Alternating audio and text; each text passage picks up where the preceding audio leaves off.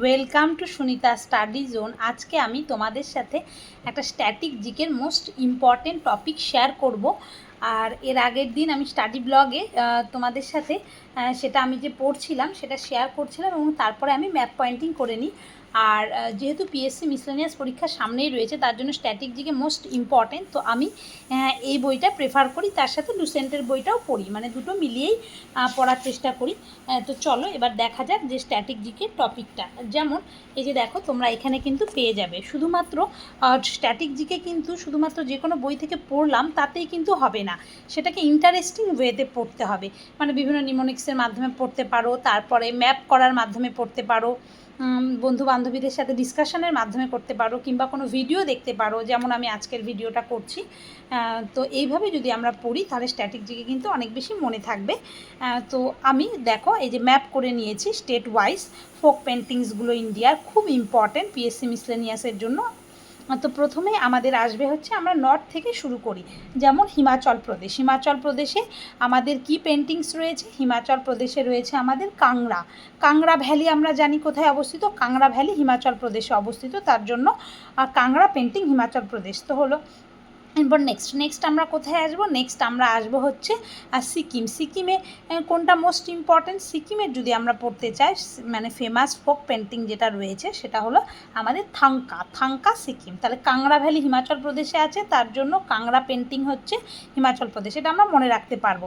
তারপর নেক্সট থাংকা পেন্টিংটা কোথায়? সেটা হচ্ছে আমাদের সিকিমে অবস্থিত হলো।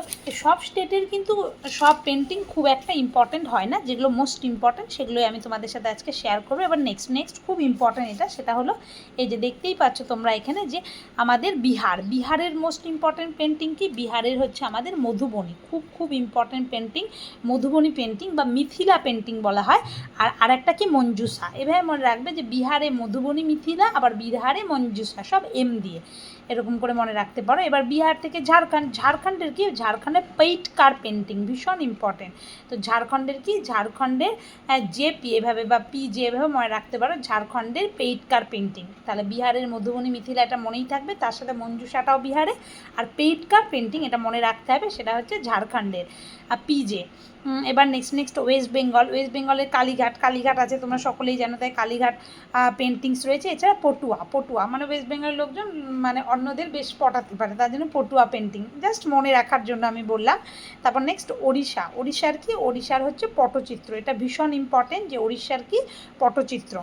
তারপরে মধ্যপ্রদেশের মোস্ট ইম্পর্টেন্ট কি? গোন্ড। আমরা জানি কি গোন্ড ট্রাইব রয়েছে, তার জন্য গোন্ড পেন্টিং মধ্যপ্রদেশ, এটা আমরা মনে রাখতে পারবো। ভিল, গোন্ড এগুলো কোথায় অবস্থিত? মধ্যপ্রদেশে। তো মধ্যপ্রদেশে গোন্ড ট্রাইব, সেই ট্রাইবের নাম অনুযায়ী তোমরা মনে রাখতে পারো যে গোন্ড পেন্টিং মধ্যপ্রদেশে। এছাড়াও দেখতে পারো রাজস্থান এবং মধ্যপ্রদেশ এই দুটোর বর্ডারে, তাই দেখো আমি ম্যাপে কিন্তু এইভাবে বর্ডারে এঁকেছি যে মান্দানা পেন্টিং, তাহলে বা এই দুটোতেই অবস্থিত, তার জন্য আর কি মধ্যপ্রদেশ এবং রাজস্থান এই দুটোর মধ্যেই অবস্থিত মান্দানা পেন্টিং। মান্দানা মধ্যপ্রদেশ, রাজস্থানে দুটোতেই রয়েছে। এছাড়াও রাজস্থানে কাজলি পেন্টিং ভীষণ ইম্পর্টেন্ট, রাজস্থানে প্রচুর গরম পড়ে, সেখানকার লোকজন কাজল পরে, মনে রাখতে পারো আর কি, রাজস্থানের কাজলি পেন্টিং। এছাড়া ফাড পেন্টিং কোথায়? ফাড হচ্ছে রাজস্থানে মাটি, মানে বালিগুলো এভাবে মনে রাখবে, তো মাটি নেই, বালিটা বেশ একদম বালি মানে ফেটে যায়, তো মাটি থাকলে সেটা অবশ্যই ফেটে যায়, সেভাবে মনে রাখতে পারো রাজস্থানে ফাড পেন্টিং। জাস্ট মনে রাখার জন্য আমি এভাবে তোমাদের বলছি, তো এগুলোই দেখবে পরীক্ষার হলে মনে থাকবে। তারপরে হচ্ছে গুজরাটের কি? পিথোরা পেন্টিং কোথায়? পিজি, গুজরাটের কি? পিজি, আমরা অনেকে বাইরে পিজিতে থাকি, পিথোরা গুজরাট এরকম। তারপর WM আমি এভাবে মনে রেখেছি, মহারাষ্ট্রে ওয়ারলি পেন্টিং, মহারাষ্ট্রে ওয়ারলি পেন্টিং হলো। এছাড়া কর্ণাটক, এক কোনায় গিয়ে বাতাবি লেবু খায়, এরকম মানে বাতাবি পেন্টিং বা বাদামি পেন্টিং, সেটা হচ্ছে কর্ণাটকে অবস্থিত। তারপরে হচ্ছে কেরালার কি? কেরালার কালা মেঝুতু, এটা একটুখানি মানে স্পেলিং করাটা কিংবা বলতে পারো প্রোনাউন্সিয়েশনটাও একটু কিন্তু কঠিন হয়ে যায়। তা কেরালার কি? কেরালার হচ্ছে কালা মেঝুতু, কালা মেঝুতু এভাবে মনে রাখতে পারো। আর তামিলনাড়ুর কি? তামিলনাড়ুর পেন্টিং বলতে গেলে আমাদের তাঞ্জোর আমরা জানি, তাঞ্জোর কার ক্যাপিটাল? তোমরা আমাকে কমেন্টে জানাবে।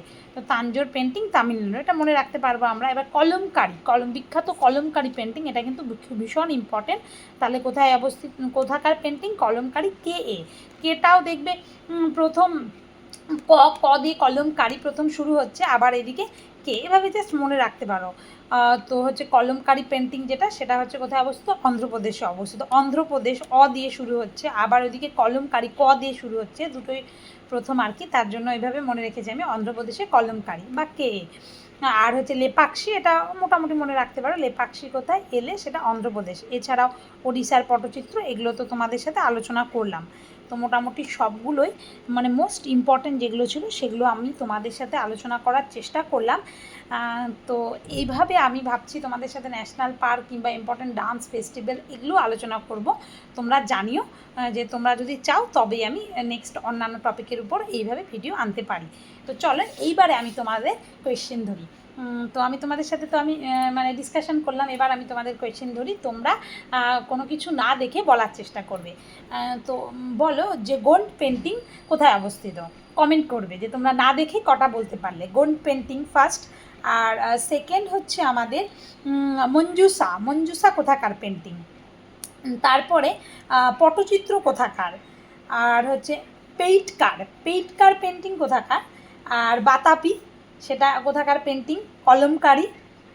তারপরে হচ্ছে ওয়ারলি পেন্টিং, আর এটা কোন রাষ্ট্রে? আর তারপরে পিথোরা পেন্টিং, তারপর ফাট পেন্টিং কোথাকার? আর হচ্ছে থাঙ্কা কোথাকার? তো আর মান্ডানা। তো যে কয়েকটা পেন্টিং বললাম, তোমরা তো ভিডিওটা প্রথমে দেখলে, তারপরে তোমরা না দেখে বলার চেষ্টা করবে যে কে কতগুলো বলতে পারলে। তো আজকের মতো ভিডিওটা এটুকুই, ধন্যবাদ।